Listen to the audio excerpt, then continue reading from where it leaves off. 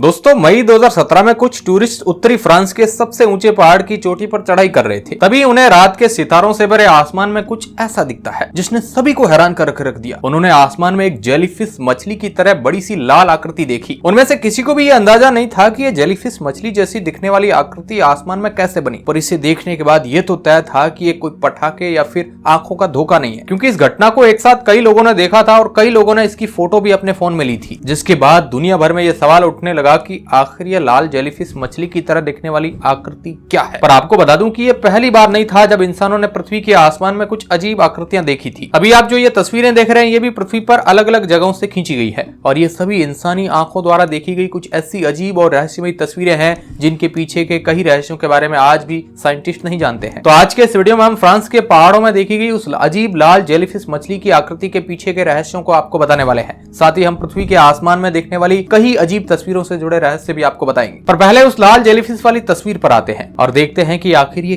क्या हो सकता है। तो जैसा कि हम जानते हैं कि पृथ्वी के आसमान में कई अजीब तरह की आकृतियां बनती है, उसमें चाहे आसमानी बिजली के पृथ्वी से टकराने पर बनने वाली आकृति हो या फिर पृथ्वी के वातावरण और सूर्य से आने वाले हाई चार्ज पार्टिकल से बनने वाली रंग बिरंगी अरोराज की आकृति, जिन्हें आप नॉर्थ और साउथ पोल पर भी देख सकते हैं। जो देखने में तो बड़े बड़े रंग बिरंगे बादल खूबसूरत बादल की तरह होते हैं, पर ज्यादातर समय इनका रंग हरा होता है। पर जैसा कि मैंने बताया कि इन्हें केवल पृथ्वी के पोल्स पर ही देखा जा सकता है, यानी फ्रांस के टूरिस्टों ने पहाड़ पर जो देखा वह कोई अरोरा नहीं था, पर अरोरा की तरह ही एक फिनोमेना ऐसा भी है जो पृथ्वी के किसी भी हिस्से में हो सकता है। इस घटना को वैज्ञानिकों ने फायर रेनबो का नाम दिया है। वैसे नाम से तो लगता है कि शायद इसमें आग जैसा कुछ होगा, लेकिन ऐसा कुछ भी नहीं है, बल्कि ये तो पृथ्वी के कुछ ऐसे खूबसूरत फिनोमेना में से एक है जो काफी ज्यादा रेयर यानी दुर्लभ है। फायर रेनबो ज्यादातर पृथ्वी से 4 से 20 किलोमीटर ऊपर सूरज की रोशनी के बादलों से एक खास 58 डिग्री एंगल पर गुजरने से बनता है। ये कुछ ऐसा ही है जैसे हमें प्रिज्म से खास डिग्री के कोण पर निकलने के चलते प्रकाश 7 अलग अलग रंगों में बटा हुआ दिखता है। इस घटना के दौरान आसमान का रंग देखने लायक होता है। रंग बिरंगे बादलों को पृथ्वी से देखना काफी खूबसूरत एहसास होता है। इसके अलावा एक और ऐसी घटना है जो काफी रेयर यानी दुर्लभ है, लेकिन ये फायर रेनबो से भी ज्यादा खूबसूरत लगती है। अभी आप जो घरों के ऊपर की ओर निकलने वाली रंग बिरंगी लाइटों को देख रहे हैं, इन्हें वैज्ञानिकों ने लाइट पिलर का नाम दिया है। अगर आपको इस तरह के रंग बिरंगे लाइट पिलर्स को देखना है तो आपको अंटार्कटिका या फिर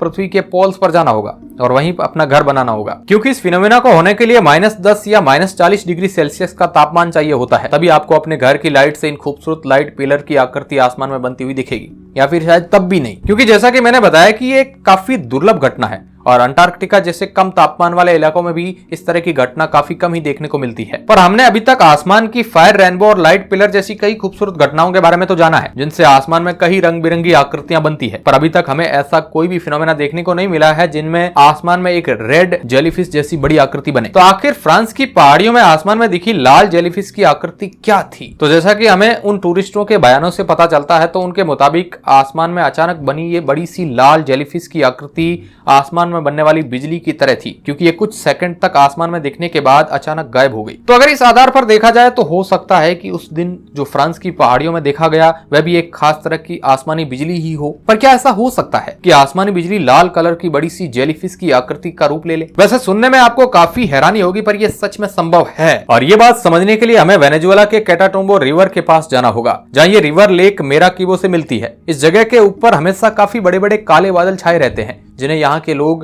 कैटाटुम्बो कहकर बुलाते हैं, जिसका मतलब यहाँ की लोकल भाषा में हाउस ऑफ थंडर यानी बिजली का घर होता है। और जैसा इसका नाम है वैसा ही इसका काम भी है, क्योंकि इन बादलों के कारण इस जगह पर पूरी पृथ्वी की किसी भी जगह की तुलना में कई गुना ज्यादा बिजली गिरती है। वैज्ञानिकों द्वारा की गई रिसर्च में पता चलता है कि वेनेजुएला के इस इलाके में साल के 260 दिनों तक लगातार हर 1 मिनट के अंदर 20 से 40 बार बिजली जमीन पर गिरती है और दिन में पूरे 9 घंटे तक लगातार ये सिलसिला चलता रहता है, जिसके कारण इस जगह को दुनिया के कुछ सबसे खतरनाक जगहों में से भी एक माना जाता है। जो दूर से देखने पर तो काफी खूबसूरत लगती है, लेकिन इनके पास जाना उतना ही खतरनाक भी साबित हो सकता है, जिसके चलते कई लोग अपनी जान भी गंवा चुके हैं। साइंटिस्ट अभी तक ये तो नहीं जानते हैं कि पृथ्वी के इस इलाके में इस तरह से लगातार बिजली गिरते रहने के पीछे असली कारण क्या है, पर कई साइंटिस्ट कहते हैं कि इसके पीछे झील और नदी के पानी के साथ मिलने और पहाड़ियों के बीच गर्म हवा के बहने से बनने वाला एक खास फिनोमेना जिम्मेदार होता है। इसके अलावा इस इलाके में वातावरण के अंदर में मीथेन की मात्रा भी काफी ज्यादा है और ये सभी चीजें मिलकर ही इस जगह के वातावरण को इस तरह से प्रभावित करती हैं कि यहाँ पर बिजली इतनी ज्यादा मात्रा में गिरती है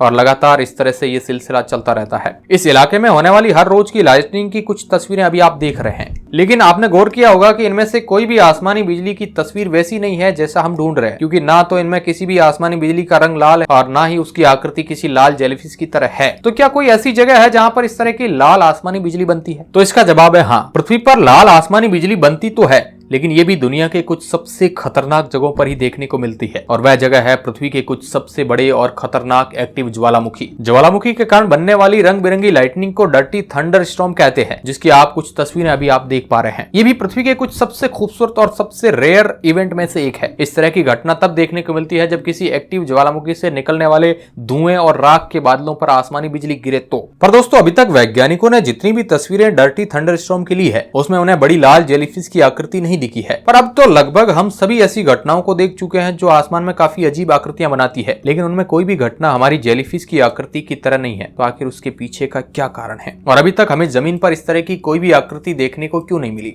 तो इसका जवाब यह है कि बिजली से इस तरह की लाल आकृति जमीन पर नहीं बल्कि आसमान में बनती है। अभी जो आप ये तस्वीरें देख रहे हैं, इसे एक फाइटर प्लेन के पायलट द्वारा रिकॉर्ड किया गया है, जिसमें आप आसमानी बिजली को जमीन पर आने के बजाय ऊपर अंतरिक्ष की ओर जाता हुआ देख सकते हैं, जिसमें ये नीले रंग की दिखने वाली आकृति आसमान में कुछ ऊपर तक तो नीली ही रहती है, लेकिन उससे ऊपर जाने पर उसके रंग में बदलाव होता है और वह बदलकर लाल हो जाती है, जिसे आप साफ साफ तस्वीरों में भी देख सकते हैं। वैज्ञानिकों की माने तो इस तरह से ऊपर की ओर जाने वाली बिजली के रंग में बदलाव का कारण अलग अलग ऊंचाई पर पृथ्वी के वातावरण में बदलने वाला हवा का अलग अलग दबाव है। इसलिए जब ये आसमानी बिजली बादलों से ऊपर अंतरिक्ष की ओर जाती है तो हवा का दबाव कम होने, ऊपरी वातावरण में नाइट्रोजन गैस ज्यादा होने के कारण आसमानी बिजली का नीला रंग लाल में बदल जाता है, जिसे वैज्ञानिकों द्वारा रेड स्प्लिट नाम दिया गया है। इस तरह की एक घटना 2019 में गल्फ ऑफ मैक्सिको के ऊपर उड़ने वाले एक फाइटर प्लेन के पायलट ने भी देखी थी। वैज्ञानिकों की माने तो इस तरह की घटना ज्यादातर पृथ्वी के ऊपरी वातावरण में 10 किलोमीटर से 80 किलोमीटर के बीच देखने को मिलती है। ये घटना आपको पृथ्वी पर जमीन से तो देखने को नहीं मिलेगी, लेकिन आसमान में काफी ऊपर उड़ने वाले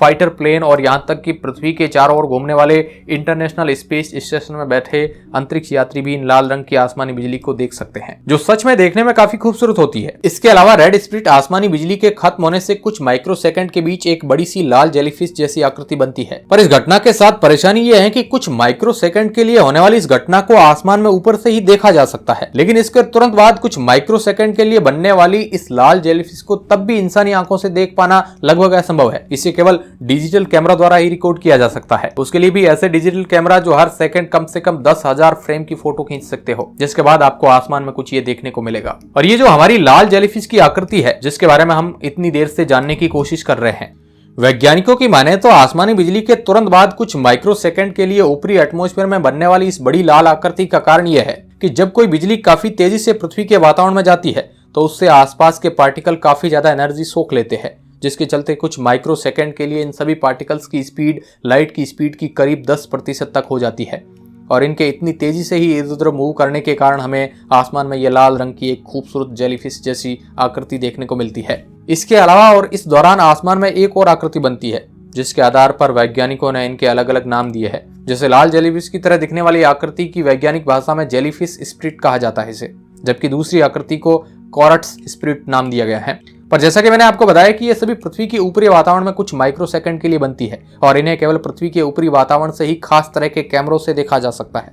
यानी इन्हें पृथ्वी पर जमीन से वह भी आंखों से देख पाना लगभग नामुमकिन है। यानी हमें यह जवाब तो मिल जाता है कि उस दिन जर्मनी में टूरिस्टों ने पहाड़ी पर आसमान में जो लाल जेलीफिश की आकृति देखी थी, शायद वह जेलीफिश स्प्लिट थी, पर उन्हें यह जमीन से इतने पास से देखने को कैसे मिली और उन्होंने इसे अपनी आंखों से कैसे देखा, यह आज भी एक रहस्य है, जिसके जवाब वैज्ञानिकों के पास भी नहीं है। वैसे दोस्तों, मैं जानना चाहूंगा कि आपका इस पर क्या विचार है, आपको क्या लगता है, हमें कमेंट के माध्यम से जरूर बताएं। आशा करते हैं आज का ये वीडियो आपको काफी कुछ जानने को मिला होगा। अगर अच्छा लगा है तो लाइक आप कर सकते हैं। धन्यवाद।